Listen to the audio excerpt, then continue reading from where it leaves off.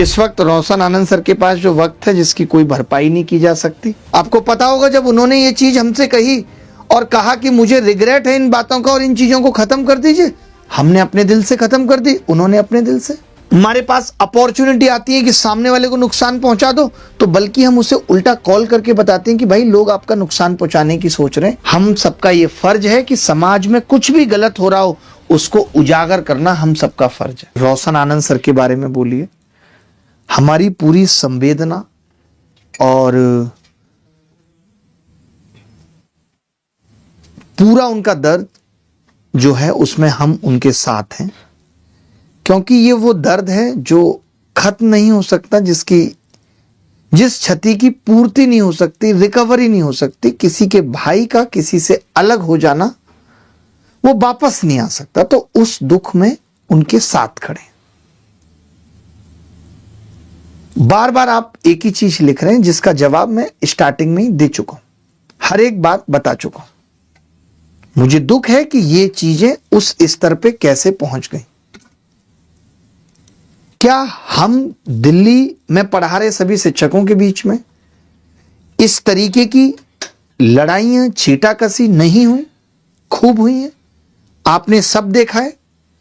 आपने देखा है कि किस तरीके से आदित्य रंजन सर ने हमारे ऊपर सवाल खड़े किए, हमने एक एक बात का शांति से जवाब दिया, एक एक बात का जवाब दिया हमने। उसके बाद कई बार वो आए मिलने। आपको पता होगा जब उन्होंने ये चीज हमसे कही और कहा कि मुझे रिग्रेट है इन बातों का और इन चीजों को खत्म कर दीजिए, हमने अपने दिल से खत्म कर दी, उन्होंने अपने दिल से। और उसके बावजूद भी कितनी बार ऐसा होता है कि हमारे पास अपॉर्चुनिटी आती है कि सामने वाले को नुकसान पहुंचा दो, तो बल्कि हम उसे उल्टा कॉल करके बताते हैं कि भाई लोग आपका नुकसान पहुंचाने की सोच रहे हैं, थोड़ा सावधान रहना। हमारे तो मन में इस तरीके के सवाल नहीं आते। आज लोग लाख मजाक उड़ाते रहे कि देखिए शिक्षक हैं, इन्होंने इसके एक दूसरे के ऊपर उंगलियां उठाई थी, आज एक पार्टी में है, मुस्कुरा रहे हैं। हम लोग इन सब चीजों के बावजूद भी अगर कोई सामने से मिल जाता है तो मुस्कुराते हैं और साथ काम कर लेते हैं। आज से 4 साल पहले राकेश यादव सर के लिए ही देख लीजिए क्या हुआ था। तो मेरा ये सबको कहना है कि कभी भी दूसरे का घर उतना ही जलाइए या मत जलाइए कि पता चले उस आग में आप भी जल रहे हैं, और यही हो रहा है। शिक्षक एक गरिमा का शब्द है, शिक्षक के नैतिक मूल्य हैं। शिक्षक हंसी मजाक से बड़े बड़े मुद्दे निपटा देता है, वो शिक्षक है जिसको गलत सही का सबसे ज्यादा ज्ञान है, जो लोगों को सिखाता है गलत सही क्या है। बहुत दुर्भाग्य की बात है कि ये हमें और आप सबको देखना पड़ रहा है। तो प्लीज बार बार मत लिखिए, हमें भी इन बातों का दुख है। बाकी पटना आ रहे हैं तो आपसे पूछेंगे एक एक बात और तब देंगे। कोई भी बयान देना होगा, फिर से कह रहा हूं, सच के साथ खड़े रहेंगे और जो भी गलत करेगा उन सब के खिलाफ आवाज उठाई जाएगी। बट मेरा मानना है कि मुश्किल वक्त में बिना जाने कुछ भी कह देना गलत होगा। जो लोग कह रहे हैं मैं उनसे भी कहूंगा कि अगर गलतियां थी तो अब तक बर्दाश्त क्यों किया, अब तक भी उठा लेते। मैं हमेशा इस बात का ध्यान रखता हूं कि किसी के लिए तालियां बजाने का अफसोस ना हो कि हमने उसके लिए तालियां बजाई थी साहब, नहीं। अंध समर्थन भी नहीं और अंध विरोध भी नहीं, बिना जाने कुछ भी नहीं।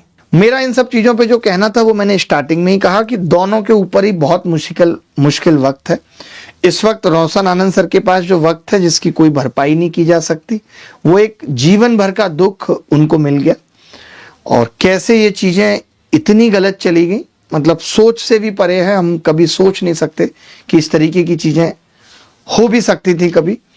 तो इन सब चीजों का बहुत अपार दुख है। लेकिन मैं हमेशा एक बात कहता हूं कि यश अपयश मान हानि और जीवन मरण ऊपर वाले के हाथ में है, जिनमें आपका कोई भी योगदान नहीं है। तो हम आज जिम्मेदार ठहरा रहे हैं, बहुत सारी चीजें इस चीज के लिए जिम्मेदार हैं। ये लड़ाई उनके भाई के जाने के लिए पूरी तरह जिम्मेदार है, कि शायद ना ये लड़ाई होती, ना अगला इतना स्ट्रेस में जाता, ना ये नौबत आती। क्यों आती है नौबत? बिल्कुल भी नहीं आती। ये नौबत आई तो अगला टेंशन में गया, जैसा उसके दोस्तों ने भी बताया कि सो नहीं रहा था, नींद की दवाइयां ली। क्यों लेगा आदमी? अपने आप से थोड़ी लेगा। परेशान था, ये सब चीजें नहीं बर्दाश्त कर पा रहा था। हर आदमी नहीं उतने दुख झेलने की स्थिति में होता है। तो ये सब चीजें बहुत दुखद है। लेकिन कुछ शिकायत मुझे बिहार के उन शिक्षकों से भी है जो आज आकर के आरोप और प्रत्यारोप कर रहे हैं कि वक्त रहते अगर उन्होंने ये चीज की होती तो शायद आज ये नौबत नहीं देखने को मिलती।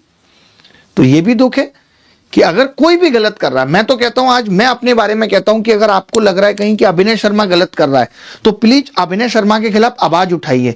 ये मत सोचिए कि अभिनय शर्मा पे कोई बुरा वक्त आएगा तब अभिनय शर्मा की कमियां सबके सामने लाएंगे। नहीं, हम सबका ये फर्ज है कि समाज में कुछ भी गलत हो रहा हो उसको उजागर करना हम सबका फर्ज है।